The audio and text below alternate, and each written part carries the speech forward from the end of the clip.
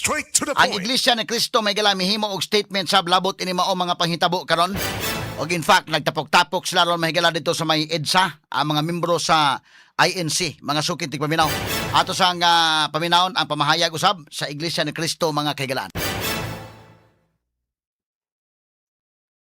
Okay? Sige, audio ko na dong. Gamay lang. Atong basahin ngayon sa mga nanonood sa atin. Narito po ang statement ng Iglesia ni Cristo. Hindi tutol ang Iglesia ni Cristo sa pagpapatupad ng batas. Pero tutol kami sa pagbaluktot sa batas, lalo na kung ang layunin ay para pagtakpan ang katiwalian. Gaya ng alam ng marami, si Senator Dante Marcoleta ay nanguna sa pag-iimbestiga sa isa sa pinakamalaking pandarambong na naganap sa ating kasaysayan, ng Blue Ribbon Committee ng Senado.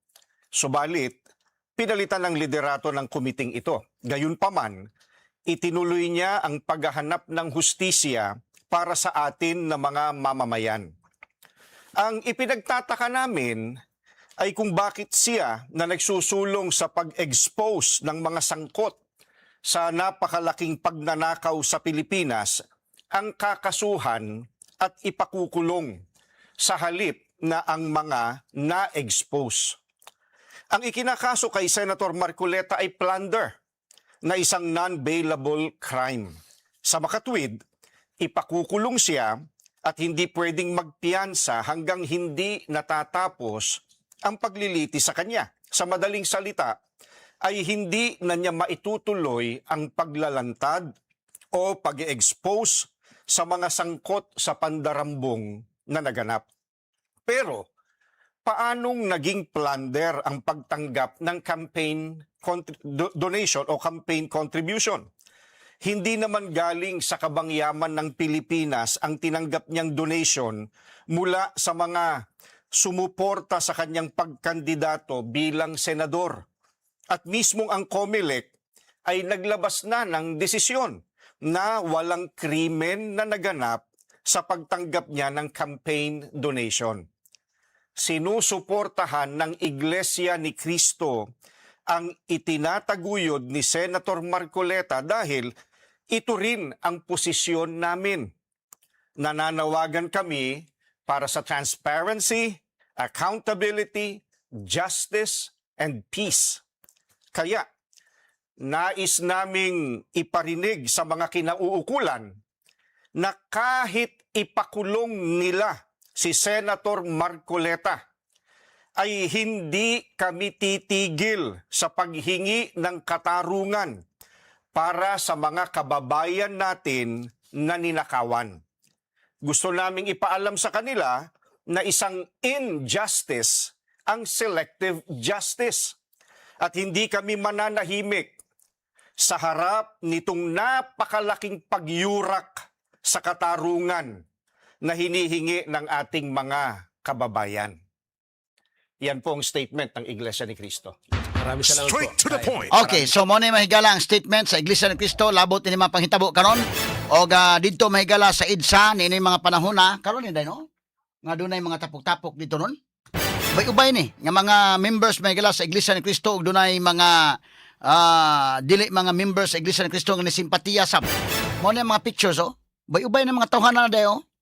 So pagpakita suporta mahigala na unsa na ning kalakiha, daghan-daghan ni mga kahigalaan. So padayon gyud mahigala nila og push mga sukit dig paminaw. Para nako kung inana mga higala nga dunay mga kasaypanan, sige, pasakaig kaso kung tinuod manggaling. Pero na may daghan na kadawat og campaign na donation sa ano man pasakaig kaso lagi. Straight to the point. So, ug pasakag kaso nga itumong ra mga higala nga lipod sa minority, foul po na. Sa-usaon nimo pag evaluate mga higala. Kay ang kang Marcoleta mga kagalaan, matud pa sa tunakuhang report, dunay mga niamot niya panahon sa iyang pagdagan niadtong 2025 election. Sugikan to sa private nga mga persons. Kadtong maong amot.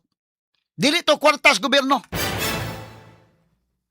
So wala na mahigala katong flood control ang gikuha mahigala nga funding gikan mga kagalaan sa kawat. Wa mo indili imbestigahon.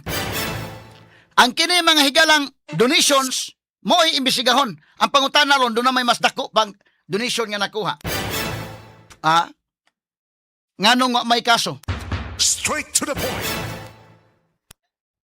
Diha ni mo masabot nga kung naakas minority, igo ka gyud. Og naakas majority, di ka maigo. Mo ni mahigala ang obvious kayo ba nga obvious kayo nga mga panghitabo karon. Natandog ba ang mga senador sa new majority ron? Ang pinaka-latest may gala si Cheese o si Jewel. Bita-bita gyud nga matulaging Edward Chico ni dawat na magod ni JC, nga isip manluluwas, dili JC nga Jesus Christ, Jesus Crispin.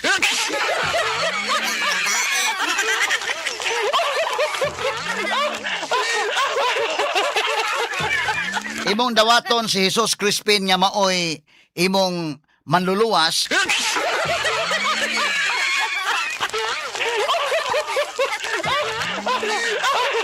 Okay na ka, Okay na imong pagkatao.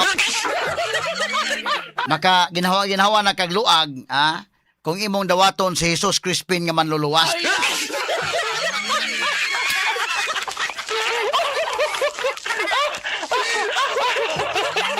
Atal ni agi kato katawa mahigala pero karon nagtapok ang mga tao dito sa EDSA. Delikado mahigalag mo escalate ni ngadto sa dugang paunya nga mga lihok protesta, no? Kay obvious man sagud kayo. Ang lihok bitaw mga kagalaan, aron nga dili unta ma-obvious, og moingon ka nga kato nakadawat og campaign contributions pasaka ag kaso pasaka itanan. Og pasaka ag tanan, ndekin duda ko mahulot silang tanan senador. Kato di ayon kang ilang lakson og Tito Soto pagdagan. Helicopter pa man to sila. Unsa man to di ba to campaign contributions? Pero way problema nila, way kaso, okay lang. Ang mga tulfos, mga higala, nakadawat sa dako-dako nga kuan, campaign contributions. Pero way problema. Sumuna nga ma-obvious kayo ang mga tao, kinini ang makakita ba sa obvious kayo nga diferensya. Amo ni ang hinungdan, mga higala.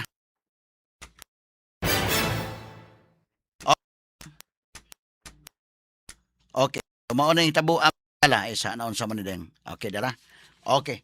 So muna nga dunay statement ng Iglesia ni Cristo ug dunay mahigalay mga pagtapok-tapok dito gumikan ining maong sitwasyon karon mga sungkit tig paminaw. Nya appeal pa mahigala tanaw ha. Si Mike Defensor pasaka ang kaso non-billable. Kini pulos ipasaka ang kaso non-billable.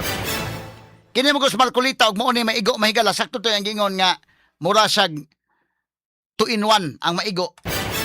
Nga kini ang kontra mahigala karon og mapasakaan og kapriso mga higala gawas nga di na maka-appeal dito sa impeachment.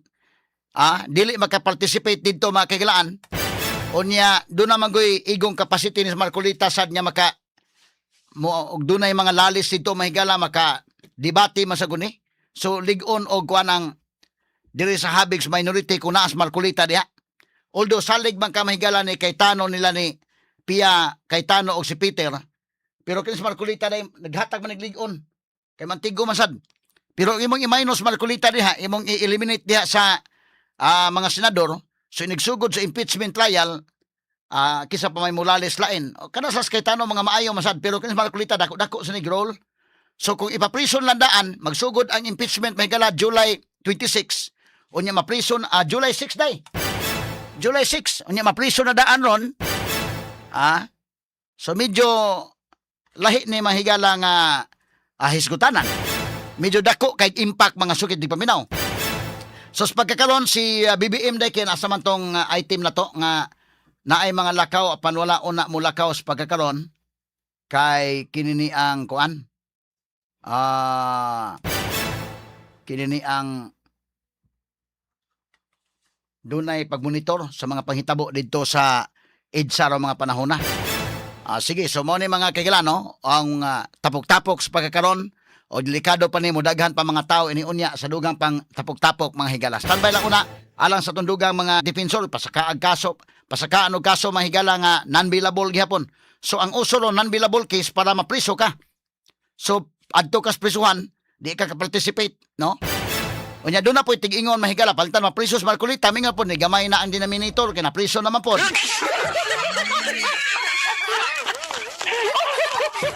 Pero kasabot dili ta ignorante, dili ta inosente, giunsa nila nga mo gamay ang denominator.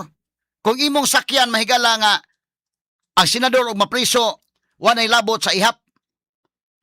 Pero di man maigiingon sa konstitusyon because kung imong ingnon mahigala tuuhan nimo na nga argument nga og mga prisong senador maibanan ang denominator dili na 24 day, defeated ang purpose constitution. Defeated. Kay nga naman ang naas gahom, pwede man yang ipapriso tanan. Iyagod tanan gahom. Anders mando gud yan ang tanan, DOJ, ombudsman, pwede na manduay, pampriso na sila. So ma-defeated ang purpose. Muna nga, ang katuyuan sa Constitution, mo nagi klaro ni former Chief Justice Hilario Divide nga 24 ang kuhaon gyud. Ari ang denominators 24 mga higala. No? Mo nagi pamahayag ni Divide.